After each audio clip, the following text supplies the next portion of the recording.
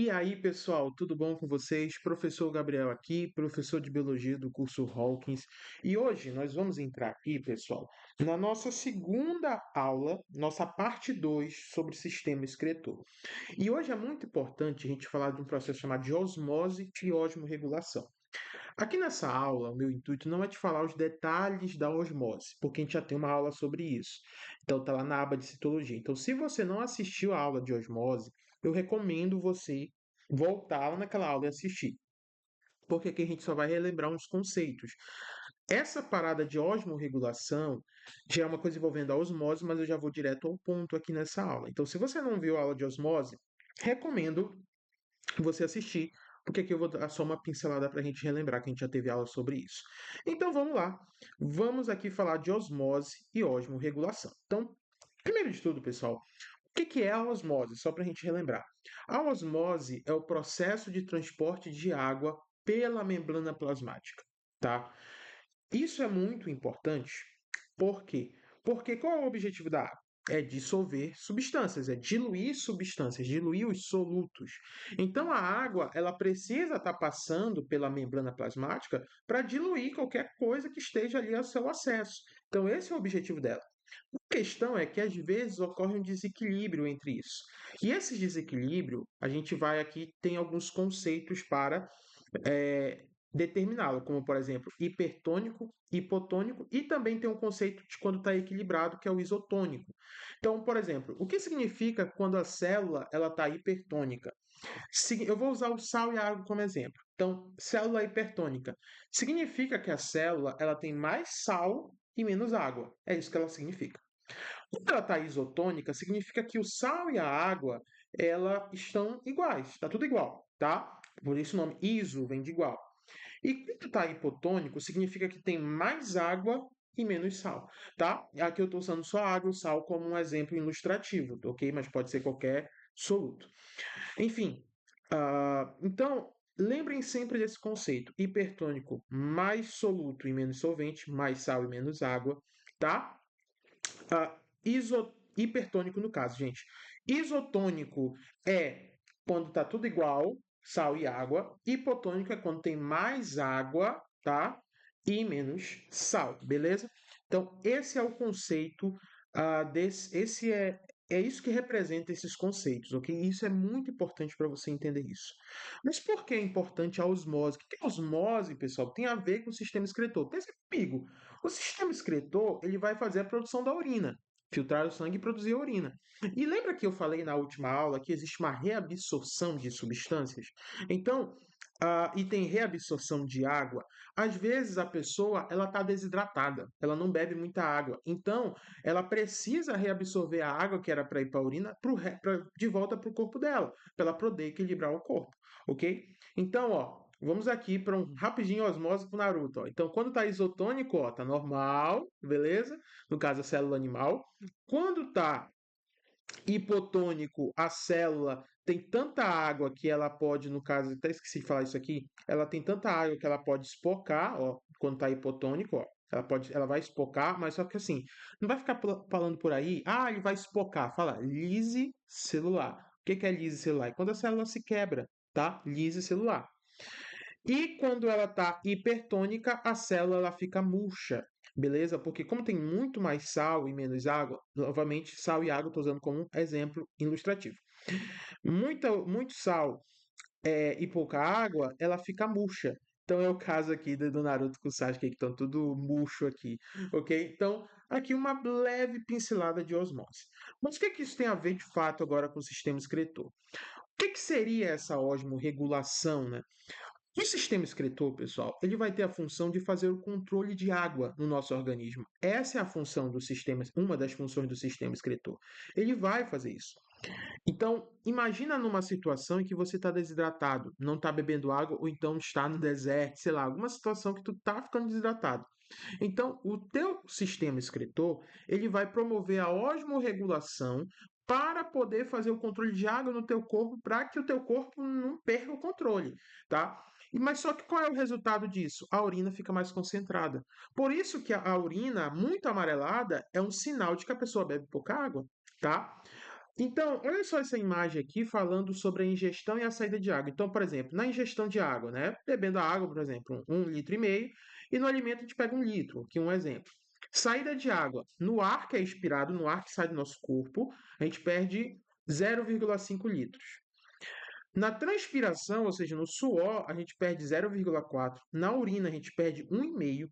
E nas fezes, a gente perde 0,1 litro, tá? Então, aqui você tem uma ideia do quanto que a gente perde de água, cara. Isso é muita coisa. Só a urina, olha, 1,5. Só que quem que vai controlar essa osmorregulação, principalmente esse hormônio aqui chamado ADH?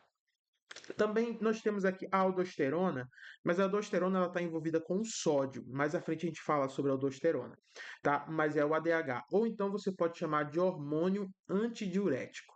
Esse hormônio é muito importante para a reabsorção de água da urina, tá? Então, quando a pessoa está desidratada, é esse hormônio, o ADH ou antidiurético, como você preferir, que vai ser liberado no sangue da pessoa, tá? Então, olha só que interessante, ó. O ADH, ou seja, o hormônio antidiurético, ele é liberado para absorver água, ok? Então, ó, sangue hipertônico, ou seja, vou usando novamente o exemplo ilustrativo, mais sal e menos água. Então, ele começa a liberar o ADH no sangue para reabsorver água lá do sistema excretor. Agora, quando está hipotônico, ou seja, tem mais água e menos sal, novamente, ilustrativo esse exemplo, tá? Ocorre menos liberação de ADH, de hormônio antidiurético. Agora, uma coisa interessante, pessoal, é que o álcool ele inibe a liberação de ADH.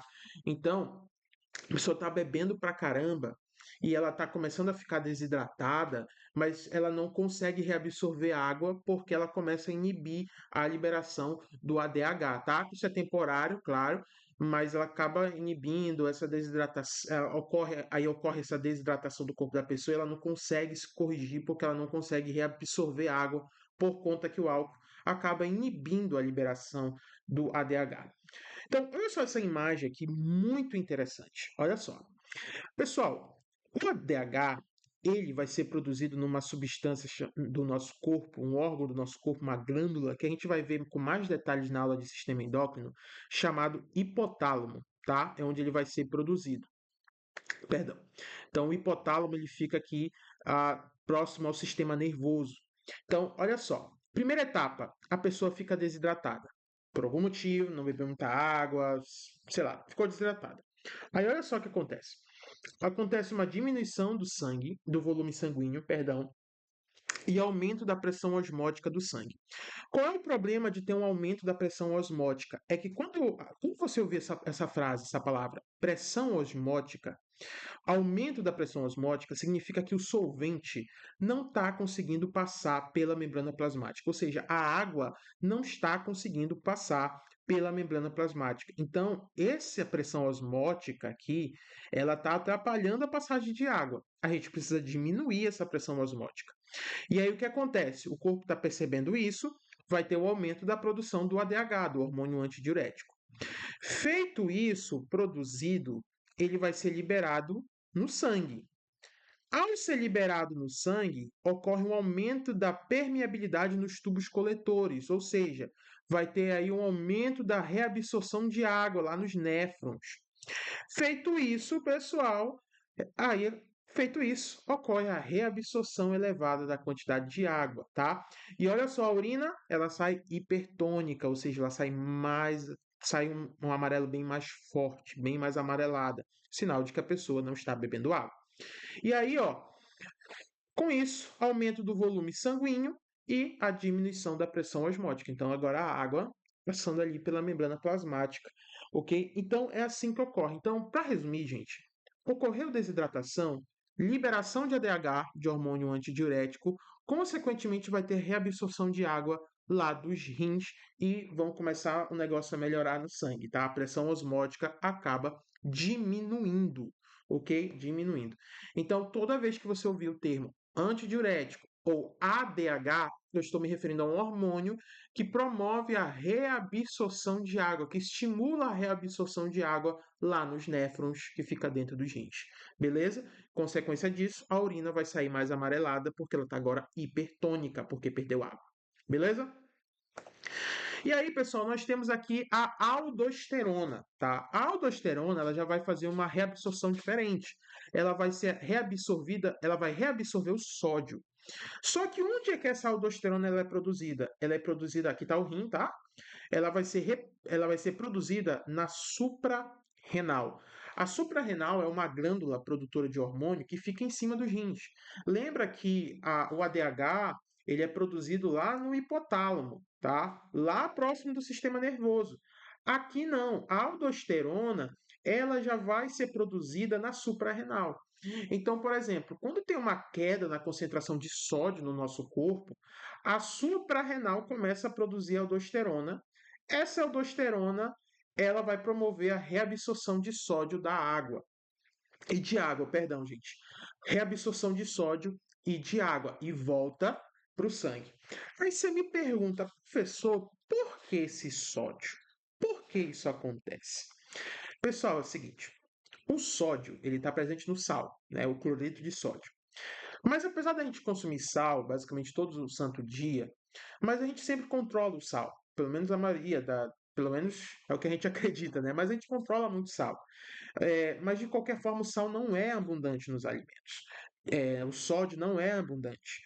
Entendeu? Tanto que a gente joga sal no alimento, um exemplo. Entendeu? Então não é abundante. E qual é a importância do sódio para o nosso corpo? Eu vou te citar um principal: a bomba de sódio e potássio.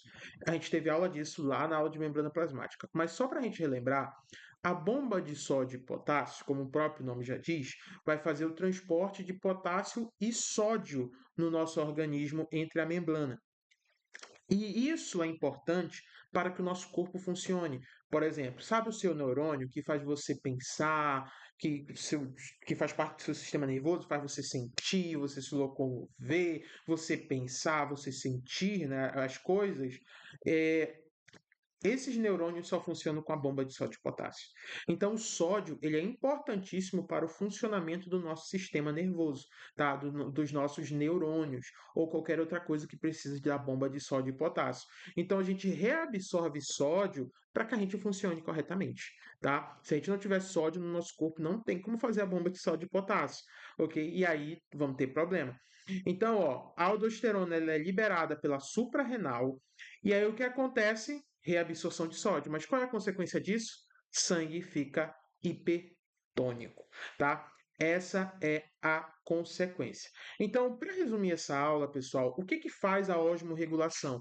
É um processo em que vai regular a concentração, em que vai regular vai controlar a água no nosso organismo. Se a gente está desidratado ou não, tá? E isso tem um auxílio com o sistema excretor. Então, o sistema excretor que faz esse processo, claro que junto ao sistema endócrino, porque o ADH ele é produzido pelo hipotálamo, que faz parte do sistema endócrino, que é o sistema da produção de hormônios, né? E também a suprarrenal, que também está dentro desse sistema. Então, é uma união entre sistema excretor e sistema endócrino, que é o sistema da produção de hormônios. Então, dessa aula você tem que lembrar isso. Hormônio antidiurético faz a reabsorção de água. Hormônio aldosterona faz reabsorção de sódio, tá? Também pode haver de água, mas o antidiurético é mais relacionado à água do que a aldosterona. A aldosterona é mais sódio. O sódio para simplesmente a gente fazer as bombas de sódio e potássio e, no caso, a reabsorção de água para a gente diminuir a pressão osmótica no sangue. Ok, pessoal? Então, essa foi a nossa aula sobre osmorregulação, a nossa parte 2 de sistema excretor. A próxima aula vai ser só resolução de exercícios, teoria e prática. Eu vou ficando por aqui. Até a próxima. Tchau, tchau.